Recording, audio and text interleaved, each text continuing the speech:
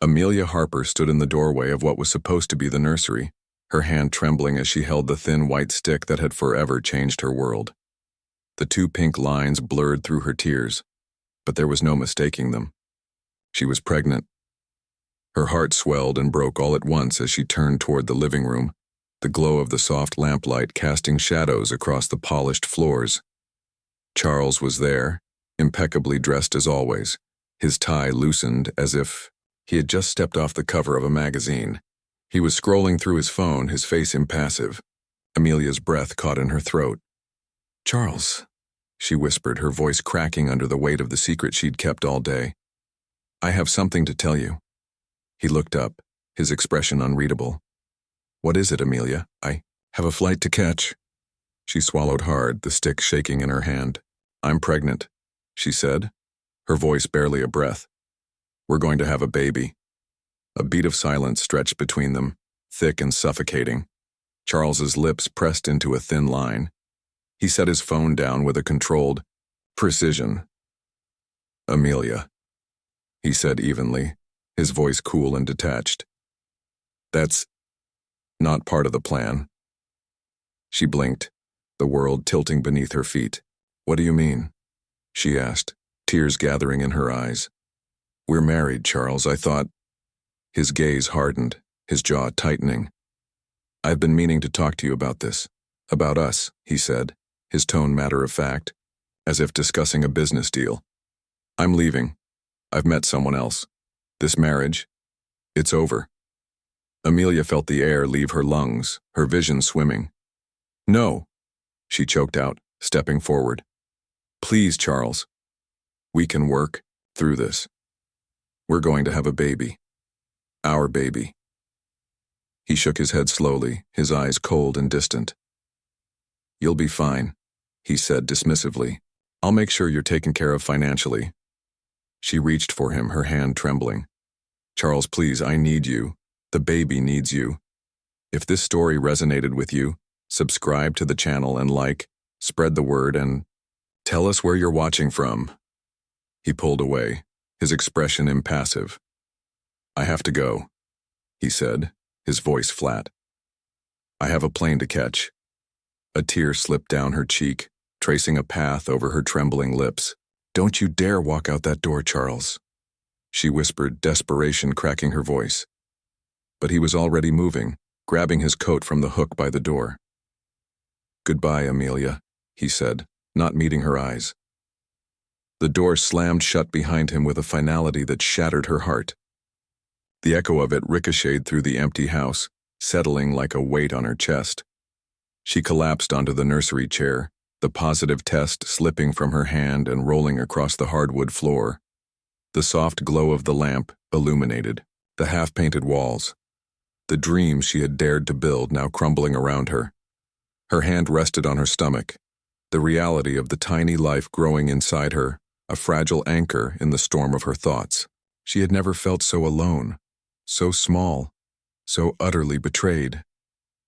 Somewhere outside, the sound of a car engine roared to life, fading into the night. Amelia pressed her eyes shut, tears spilling over as her heart splintered.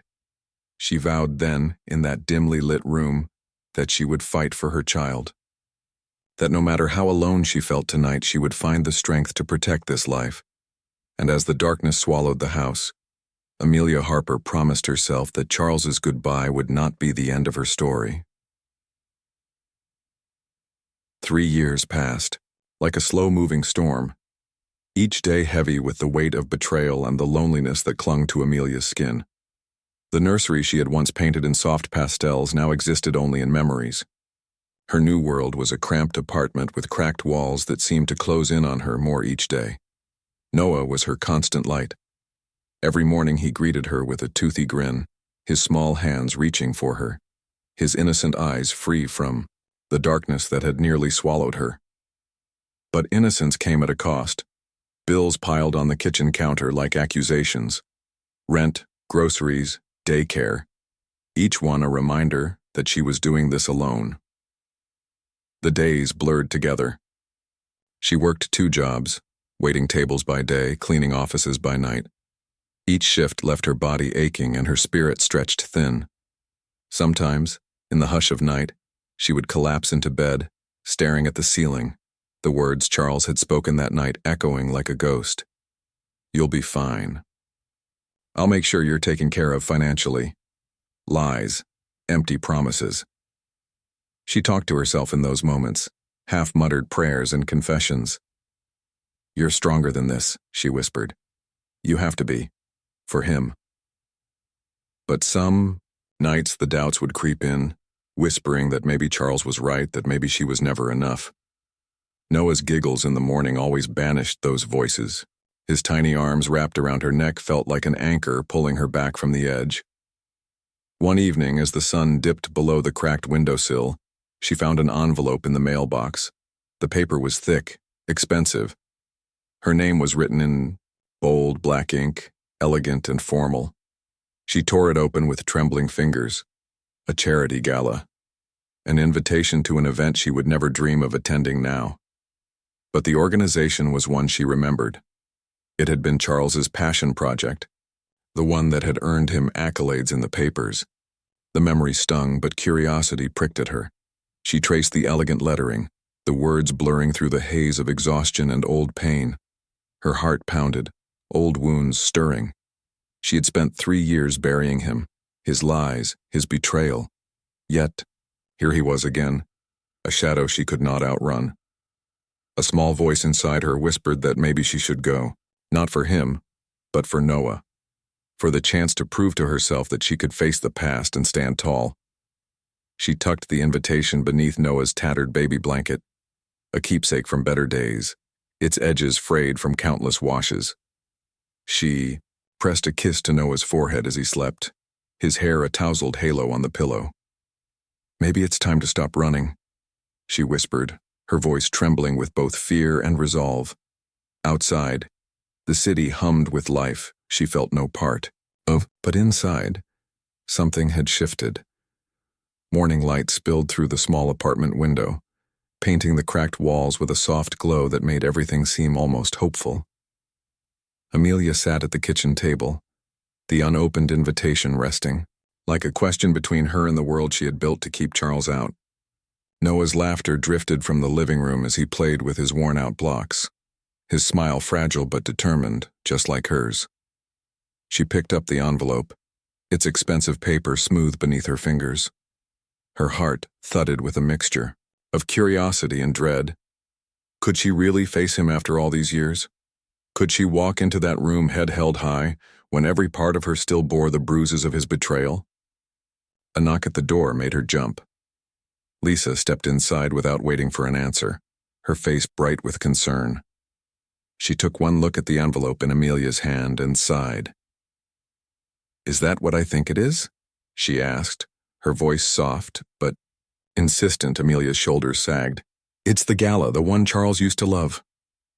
Lisa pulled out a chair and sat across from her, eyes brimming with empathy. "You need to go," she said firmly. "For Noah." Amelia shook her head, her hands trembling. "Lisa, I can't. What if he's there? What if I see him and—" Her voice broke, the old pain clawing its way back. Lisa reached across the table, squeezing her hand. "Amelia, you've spent 3 years building a life for you and Noah. You've given him everything, even when you had nothing left to give. But he needs more than love. He needs opportunities, support. That gala is full of people who can help." Amelia swallowed hard, her eyes filling with tears. "I don't know if I'm strong enough." Lisa's gaze hardened with a determination that Amelia had always envied. "You are.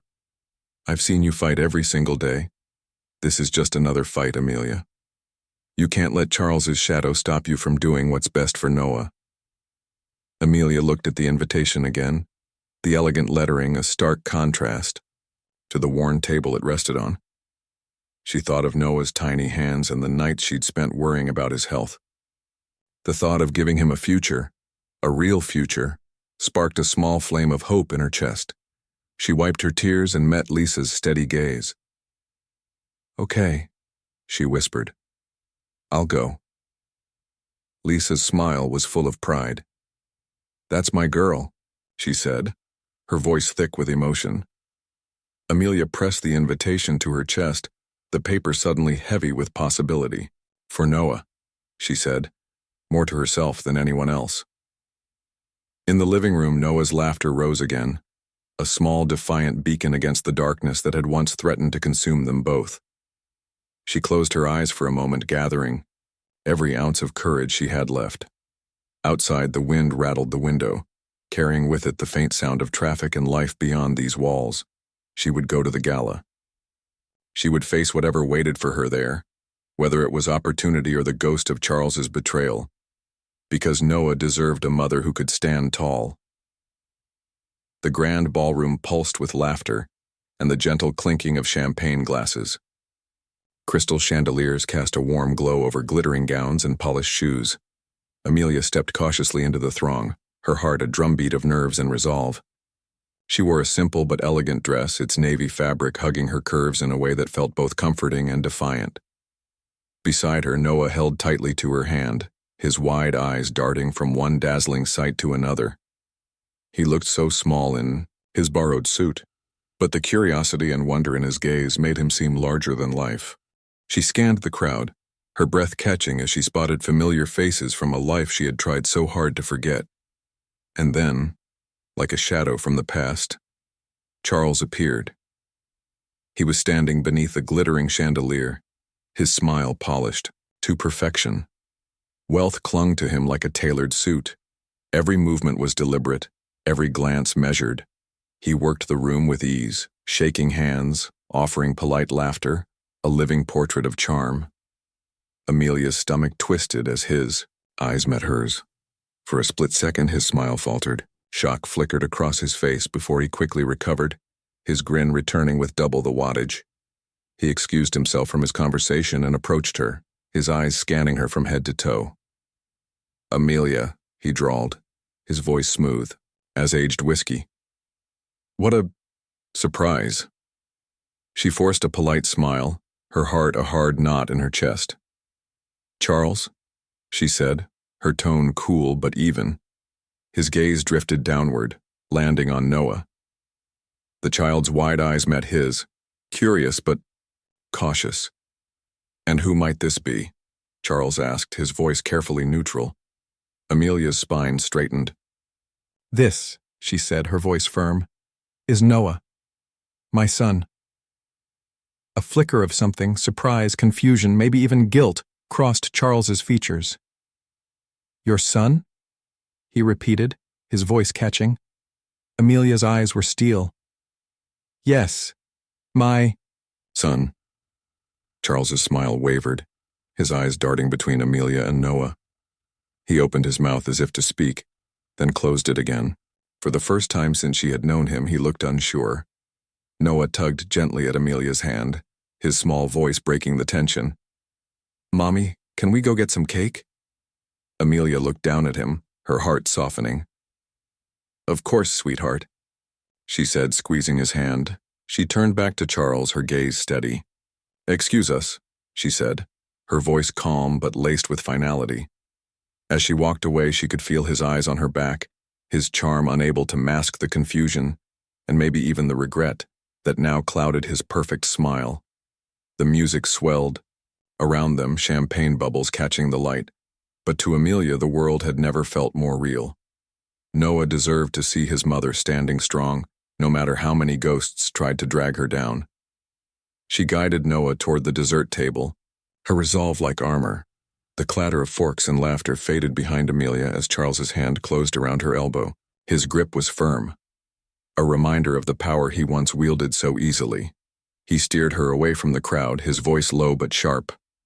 "Amelia, we need to talk," he hissed, his breath hot against her ear. She stiffened but allowed him to lead her, down the marble hallway that stretched from the ballroom, the soft glow of wall sconces casting shadows that danced like old ghosts. She pulled her arm free, the echo of their footsteps bouncing off the polished floors. "What do you want, Charles?" she demanded, her voice trembling with anger but holding its ground. He turned to face her, his face a careful mask of charm and irritation. "You blindsided me out there," he said, his tone dripping with accusation. You show up with a child, my child, and expect me to just accept it without an explanation? Amelia's heart pounded, but she drew in a slow breath. Your child? She repeated, her voice ablade. You left me, Charles. You walked out that door without looking back. You didn't ask questions then. His jaw clenched.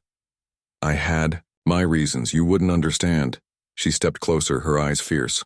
Try me, she spat. Because for 3 years I raised our son alone, wondering why the man I loved abandoned us without a second thought. He ran a hand through his hair, the perfect facade slipping. You don't know what I was dealing with, Amelia. Business. Complications. I couldn't stay. Amelia's laugh was cold and hollow. Business, she echoed. That's what you call running away from your responsibilities? From your own child? He flinched, his confidence wavering. I thought you'd be better off without me, he muttered. She shook her head, tears of anger and betrayal blurring her vision. You made that decision for me. For him. And now you stand here demanding answers you never gave me. He took a step back, his arrogance crumbling. I didn't know, he stammered, his voice barely above a whisper. Amelia's voice was steady now, forged in the fires of 3 long years alone. Well, now you do, she said. Noah is your son, and whether you're ready to face that or not, he's mine too, and I won't let you hurt him the way you hurt me. The hallway seemed to close in around them, the walls pressing the truth into every corner. Charles's face paled, his eyes darting to the ballroom as if seeking an escape. Voices from the party drifted in, a reminder of the world waiting just beyond the marble and shadows. Amelia held his gaze, refusing to let him hide. I have nothing to hide from anymore, she said, her voice strong and unyielding. I came here tonight to show you that you don't control me. You never will again. His lips parted as if to speak, but no words came. Amelia turned on her heel, the echo of her footsteps a testament to the strength he once tried to steal. Amelia's steps were steady as she left Charles behind, her heart still hammering from the confrontation. The ballroom seemed to glow with an artificial brightness that made every smile look like a threat. She needed a moment to breathe, to let the cold anger that had carried her through that encounter settle into something she could manage. She found a quiet corner near a potted palm, the shadows long and welcoming. She leaned against the wall, her eyes scanning the crowd for Noah. He was safe with Lisa at the dessert table, giggling over a plate of cupcakes. Relief washed over her, at least for now. Amelia Harper? A voice whispered from the shadows. She, startled, turning quickly. A woman stepped forward, her face partially hidden beneath a dark hat and a cascade of carefully arranged hair. Her eyes were sharp, filled with a weariness that spoke of secrets. Yes? Amelia's voice was guarded, her spine straightening. The woman glanced around nervously, then stepped closer. I know this is sudden, but I had to warn you, she said, her tone urgent but low. Charles Harper is not who he seems. Amelia's heart lurched. Who are you? She demanded, suspicion sharpening her voice. Call me Ruth, the woman said, her gaze darting to the ballroom. I was once like you, charmed by his promises, blinded by his lies. But he's dangerous, Amelia. He destroys everything he touches. Amelia's lips parted, disbelief mixing with dread. Dangerous? You mean, to me? To Noah? Ruth nodded, grimly. He's done things, Amelia. Things the public will never know. He manipulates people, uses them, then discards them like trash. And if they threaten him, she shook her head, the shadow of old fear clouding her eyes. They disappear. Amelia's mind raced. She thought of the icy certainty in Charles's eyes, the way his smile never quite reached them. Disappear? She whispered. Ruth leaned in, her voice trembling. I had a friend, Maya. She tried to expose him for fraud. One day she vanished. No one knows where she went. The police called it a runaway case. But I knew her. She wouldn't just run. Amelia's breath caught. Why are you telling me this? Because I see the strength in you that I didn't have, Ruth said, her eyes shining with something like hope. Because you have Noah, and because if you're not careful, Charles will do to you what he's done to so many others. Amelia's mind rebelled against the possibility. She wanted to deny it, to tell Ruth she was wrong.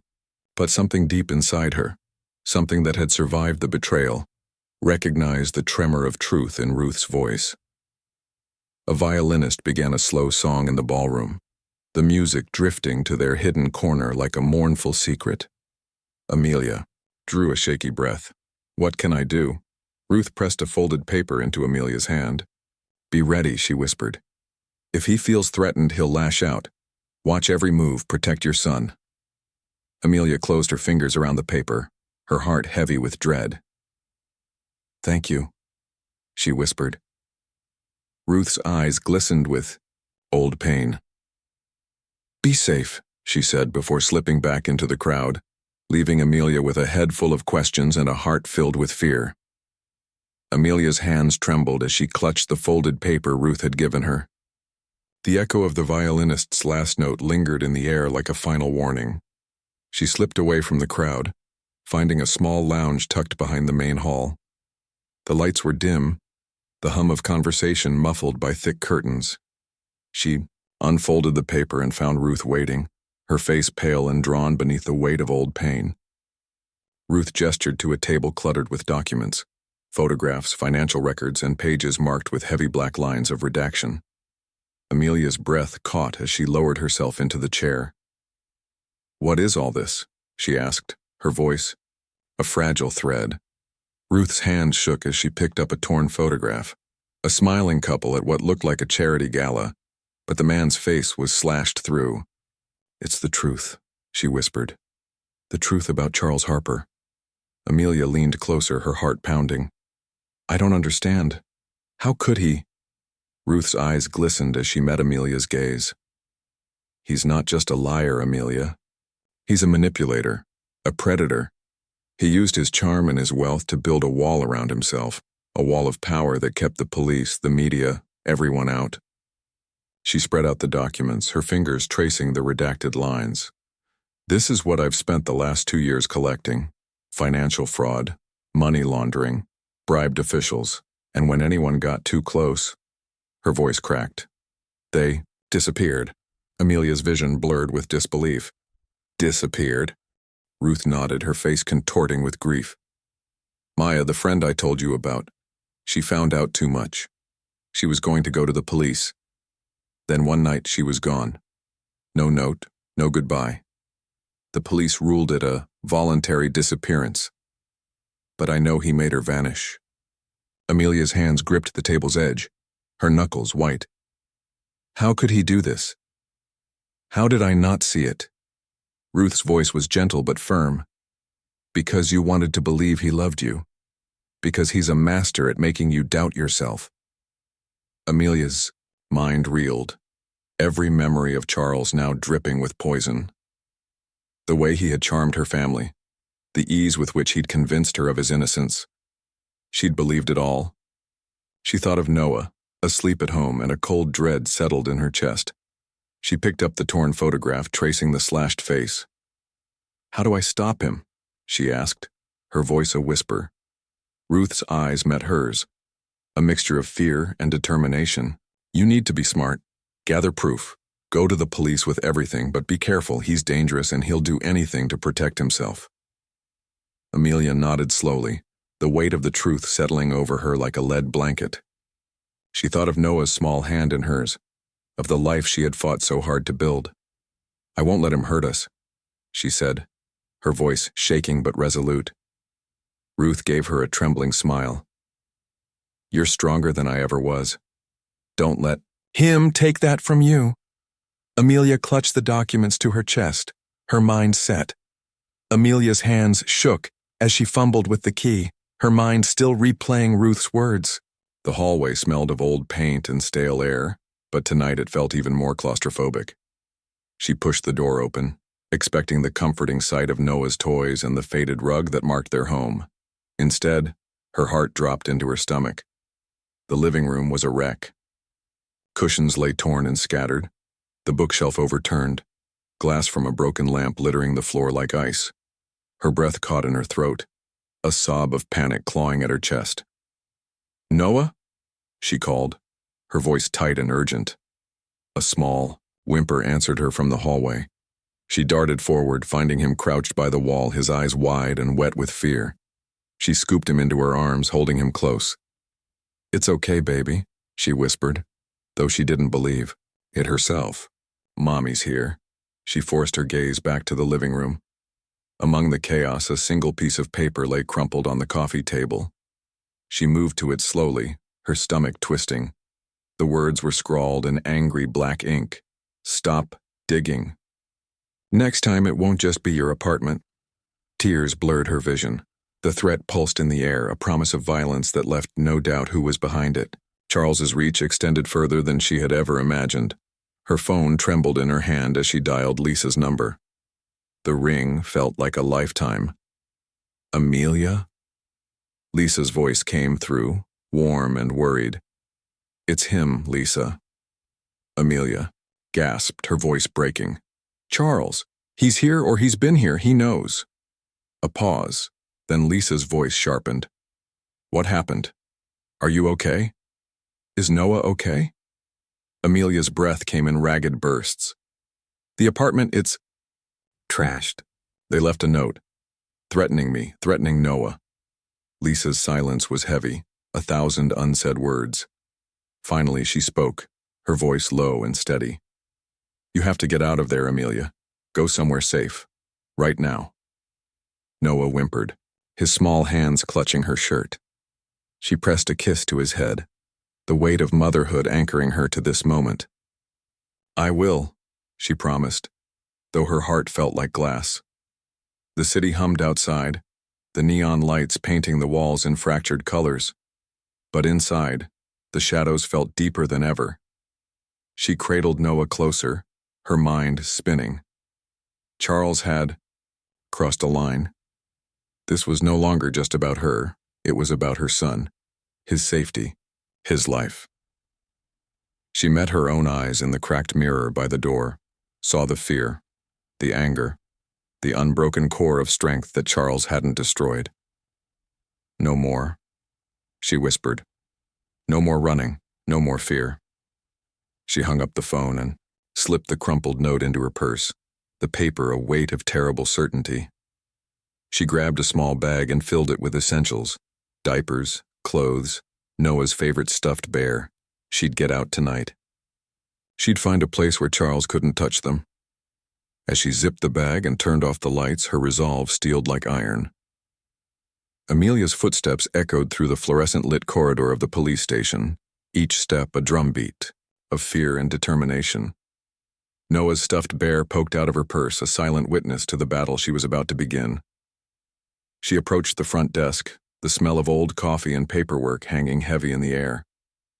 "I need to speak to a detective," she said, her voice trembling but firm. A uniformed officer looked up, surprise in his eyes. "Do you have an appointment?" Amelia shook her head, holding up Ruth's folder. "It's urgent," she insisted, her knuckles white around the evidence that felt like both a sword and a shield. After a moment's hesitation, the officer picked up the phone and spoke quietly. Within minutes, a man in his late 40s with graying hair and tired eyes approached her. "I'm Detective Harris," he said, his voice carrying the weight of too many cases. "Come with me." He led her down another hallway to a small interview room, its walls lined with cold case boxes and maps marked with pins. Amelia sat down, clutching the folder like a lifeline. Harris folded his arms, skepticism written in the lines of his face. "Tell me what you've got."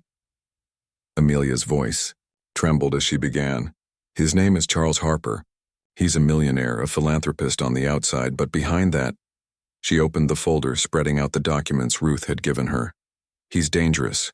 He's manipulated people, hurt them, made them disappear. I think he's going to hurt me and my son." Harris's eyes narrowed as he picked up a redacted report. "Melissa Kane," he read aloud. "Missing. Last seen at one of Harper's events." Amelia nodded, her heart pounding. "And Maya," she added, her finger trembling as she pointed to another file. She tried to expose him. She vanished. The police ruled it a runaway. But Ruth, her voice caught. Ruth says it was him. Harris leaned back, his gaze thoughtful. That's a big accusation, he said, his tone cautious. A man like Harper, wealthy, connected. Cases like this, they're hard to prove. Amelia's eyes burned with tears she refused to let fall. I know how he looks to the world, she said, her voice raw. But I've seen what he really is. He threatened my child. He ransacked my apartment. I can't just sit and wait for him to ruin another life. Harris sighed, his fingers drumming on the table. There's something here, he admitted, his voice softening. Too many missing women connected to him, too many dead ends. He met her gaze, a flicker of belief in his eyes. I'll dig into it. But it won't be easy. Amelia leaned forward, her voice shaking with desperation. Please, I'm terrified for Noah. He's all I have. I can't let Charles take him from me. Harris nodded, determination setting in his features. All right, Mrs. Harper, I'll assign a team to this. But you need to stay somewhere safe. Somewhere he can't find you. Relief and fear clashed inside her. Thank you, she whispered. Harris rose, gathering the files. We'll get him, he promised, his voice low and firm. The night air was thick with anticipation as Amelia stepped out of the unmarked police car, her heart pounding in her chest like a war drum. Detective Harris stood beside her, his jaw set, his eyes scanning the grand facade of Charles's mansion. The glow of the chandeliers inside seemed to mock the darkness outside, where truth finally waited to catch up. The team had spent days building the case. Ruth's documents, financial records, witness statements, and tonight was the night it all came crashing down. Harris's radio crackled. Units in position, a voice confirmed. Amelia clutched the folder to her chest, her lifeline of justice. She took a deep breath, her mind flashing back to every lie Charles had told, every smile that had masked the monster beneath. Are you ready? Harris asked, his voice steady. She nodded, her voice a whisper of steel. I'm ready. With a curt nod, Harris signaled the officers. They moved like shadows surrounding the mansion, weapons drawn but eyes sharp with purpose. Inside, Charles was holding court, his laughter drifting through the tall windows, a sound that had once enchanted her and now turned her stomach. The front door burst open and the foyer exploded in a blur of movement. Officers swarmed the space, shouts cutting through the air like knives. Charles Harper, Harris bellowed, his voice ringing with authority.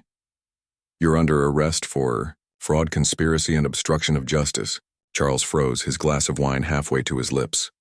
His eyes darted to Amelia standing behind Harris, her gaze locked on him, unwavering. What is this? He demanded, his voice dripping with indignation. You can't do this. I'm a respected man. Harris's voice was cold steel. Not anymore. Amelia stepped forward, her spine straight and unbreakable. It's over, Charles, she said, her voice clear and strong. No more lies, no more manipulation. Charles's face twisted, rage sparking in his eyes. You think you've won, Amelia? You think you can take everything from me? I made you who you are. She felt the old fear rising, but she crushed it with the weight of every tear, every sleepless night. No, she said, her voice unwavering. I made myself, and I'll make sure Noah never has to fear you. His face contorted, his mask shattering. You're nothing without me, he spat. Harris stepped in, handcuffs gleaming in the harsh light. That's enough, he said, his voice firm. He yanked Charles's arms behind his back, the metal cuffs snapping shut with a finality that felt like justice itself. Charles struggled, his voice a low snarl. This isn't over, Amelia. I'll find a way. You'll see. She met his glare, her eyes fierce. It's over, Charles, for good. The flashing police lights outside painted the walls in red and blue, a chaotic dance that felt both jarring and freeing. Officers led Charles away, his protests fading into the night. Harris turned to Amelia, his expression softening. You did it, he said, his voice low but full of respect. She exhaled, the tension leaving her in a slow, shaking breath. No, she corrected, her voice firm. We did it. Outside, the mansion seemed to shrink under the weight of its own secrets. Amelia stepped out into the night, the cold air a promise of a new beginning. Noah's face flashed in her mind, his small smile untainted by the darkness that had threatened them both. The sun crept over the horizon, its pale light breaking through the rain-streaked glass of Amelia's small kitchen window. She stood there clutching a warm mug of coffee, the steam curling like a fragile promise of a new beginning. The night's storm had passed, but its shadows lingered at the edges of her mind, a reminder of the battle she had fought and won. Noah's laughter drifted from the living room, bright and unburdened. He sat cross-legged on the faded rug, his small fingers carefully arranging the wooden blocks she had bought secondhand, each one a silent testament to their journey. His joy was contagious, a light that banished the lingering darkness. Amelia watched him, her heart swelling with a bittersweet Aki. She had fought for him, for herself, for the truth that had once threatened to destroy her. Charles was gone now, his crimes exposed to the world, his mask shattered beyond repair. She had stood in that courtroom and faced him, felt his gaze, full of hatred and desperation, and she had not looked away. The scars of his betrayal still ached, some deeper than others, but they were a part of her now, a map of her survival. She had learned that strength was not just in standing tall but in rising after being broken. A knock at the door pulled her from her thoughts. She opened it to find Lisa, her friend's face warm with the same relief and hope that had carried them both through the darkness. "Hey," Lisa said softly, stepping inside. "How are you holding up?" Amelia managed to smile, though tears stung her eyes. "Better," she said, her voice steady. "Every day feels a little lighter." Lisa squeezed her hand, her eyes bright with pride. "You're incredible, you. Know that? You faced down the devil and came out stronger." Amelia shook her head gently. "I couldn't have done it without you," she murmured. They sat together at the kitchen table, the morning sun casting long shadows across the worn surface.